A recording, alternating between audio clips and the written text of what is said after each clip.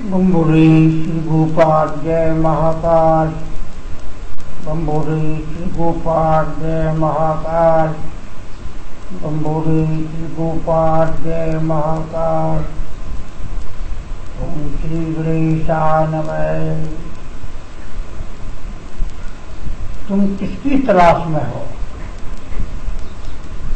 किसको ढूंढ रहे हो? जिसको ढूंढ रहे हो वो तुम्हारे अंदर है। क्यों पांडालों में अपना व्यर्थ समय खराब कर रहे? जिसकी तुम्हें तलाश है उसका रास्ता तुम्हारा सीधा रास्ता है। उस रास्ते को पूछने की आवश्यकता नहीं है।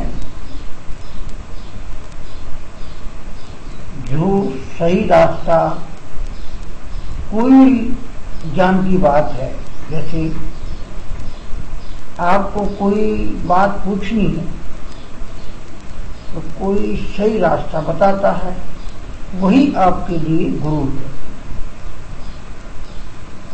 ये गुरु अंदर भी है। परमात्मा का रास्ता सबके लिए खुला हुआ है बराबर। उसे पूछने के लिए पांडालों में इकट्ठा होना व्यर्थ। तुम ना किसी का बुरा करो, ना तुम किसी का बुरा चाहो, ना ही कोई दान करो। मंदिरों में पैसा फेंकना गलत है। दान दक्षिणा करना सब व्यर्थ है। आपका रास्ता सीधा परमात्मा से होना चाहिए। कोई भी बुरा कार्य मत कीजिए, पर आपका भक्ति का पल्ला मजबूत होना चाहिए। आपका बेड़ा पार है। सभी इंसानों में ईश्वर का निवास है। इसकी अनुभूति उसको दिन में कई बार होती है, परंतु वो क्यों भटक जाता है? भटकाने वाला तो कलयुग है, और वो क्यों स्वयं भटकता है? इतना विकसित दिमाग दिया है उसको, फिर भी वो भटक जाता है। और उस चीज को पूछने के लिए वो धन के ठेकेदारों के पांडालों में घूम रहा है। याद रखो, कोई भी इंसान धरती का यानी पृथ्वी का कहीं का भी कोई भी इंसान भगवान नहीं होता है। एक इंसान भक्ति करके एक अच्छा भक्त तो बन सकता है, परंतु भगवान नहीं बन सकता। और तुम यानी कि मैं ये जो वीडियो पर कह रहा हूँ, सब संसार के लोगों से कह रहा हूँ, हे बड़े बड़े महानुभावों, भटकने वालों, पांडालों में इकट्ठा होने वालों, दया की भीख मांगने वालों, तुम एक इंसान के सामने हाथ जोड़ करके रास्ता मांग रहे हो। तुम ये हाथ भगवान के सामने जोड़ो ना। अपनी जो भी वो सब जानता है कि तुम उसके मंदिर में क्यों आए हो, क्यों हाथ जोड़ के विनती कर रहे हो, सब जानता है वो।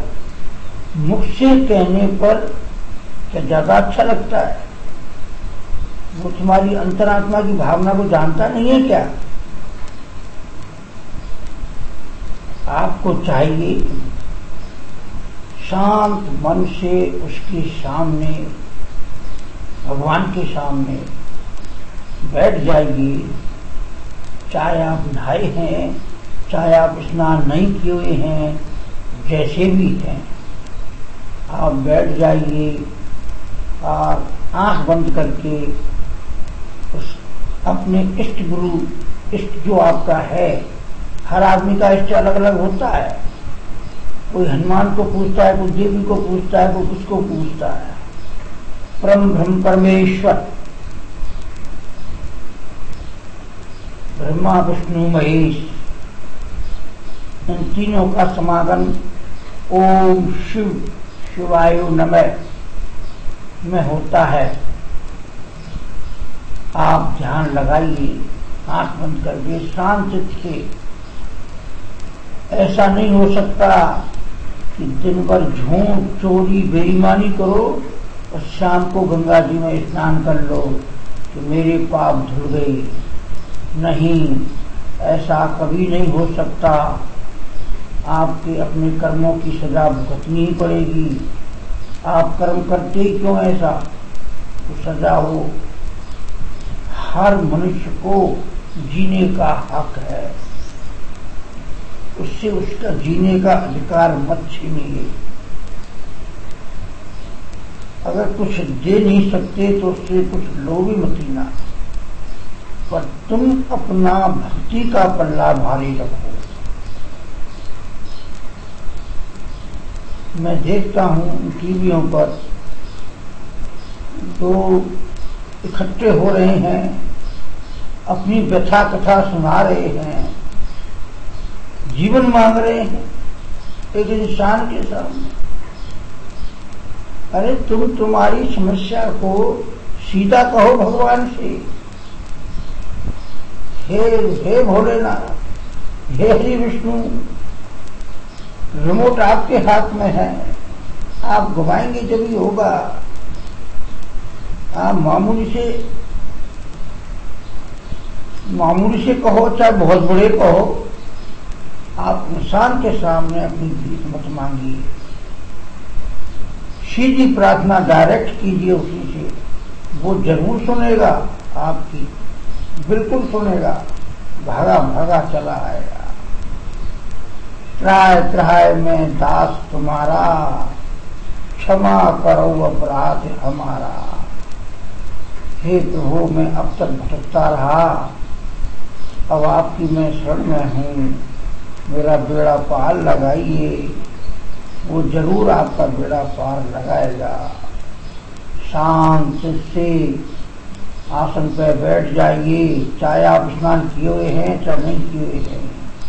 दोनों आंख बंद करके अपने इष्ट गुरु को देखिए तीसरे नेत्र में।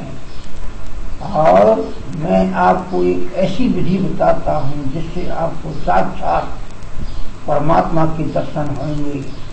इस विधि को सतयुग में देवता लोग करते थे। आप अपनी जीव को पलटिए, शांत से आसन लगा करके अपनी जीव को पलटिए और तालुए से टच कीजिए। मुंह को बंद रखिए, तालुए से पकड़ टच करने का प्रयास कीजिए। नहीं होती है तो एक दिन हो जाएगी टच। कितनी देर तक रहती है ये धीरे धीरे अभ्यास पड़ता जाएगा। और मुंह से कुछ मत बोलिए। आप दोनों आंखों के बीच में जो जगह खाली है, बुखार बिंदु, ज्योतिर्बिंदु, उस बिंदु में आप अपने इष्ट देव को याद कीजिए। उस बिंदु में उसको लाइए, आपके देव को। लगातार उसके दर्शन कीजिए, आत्मिक शुद्धि लाभ पाइए। आपके ब्रह्मांड में से अंदर मुंह में जो आपने जीव उल्टी करके तालुए को टच कर रखा है ना, इस ब्रह्मांड का अंदर से कनेक्शन सबका एक ही है। उसमें अंदर आपकी जीव के ऊपर बूंद बूंद अमृत पान गिरेगा, अमृत की बूंदें गिरेंगी। आप उनका रसपान अंदर ही अंदर कीजिए, मुंह मत खोलिए। आपका ध्यान परमात्मा में रहना चाहिए लगातार। कितनी देर तक करते हैं आप? पहले दिन आधा मिनट, दूसरे दिन कुछ ज्यादा, तीसरे दिन और कुछ ज्यादा करते एक दिन ऐसा आएगा कि जिस दिन आपकी जीभ बिल्कुल तालुए से टच हो जाएगी, रसपान निरंतर जारी रहेगा और आपकी आंखें खुल जाएंगी, आपको मालूम नहीं चलेगा। ऑटोमेटिक आपकी आंखें खुल जाएंगी और साक्षात आप अपने देव के दर्शन करेंगे। पहले तो आप बंद नेत्रों में करेंगे, बाद में आप खुले नेत्रों से करेंगे, एकांत स्थान पर कमरे में बैठ करके या किसी मंदिर में बैठ करके या किसी नदी के किनारे या किसी बाग बगीचे में या किसी पहाड़ी के किनारे, जहां कहीं भी उचित है आपके लिए, शुद्ध स्थान पर बैठ करके स्नान वगैरह करके करते हैं तो अच्छी बात है। उसको आपकी पूजा हर प्रकार से स्वीकार है। महादेव की पूजा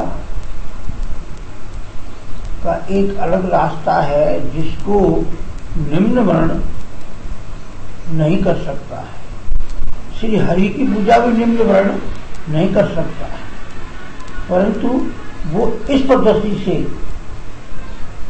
उसकी भक्ति का लाभ उठा सकता है। शिव पुराण में शिवने कहा है निम्न वर्ण, शूद्र वर्ण, जितने निम्न जातियां हैं जो मनुष्य है, वो उसकी सीधी भक्ति करने का अधिकार नहीं है।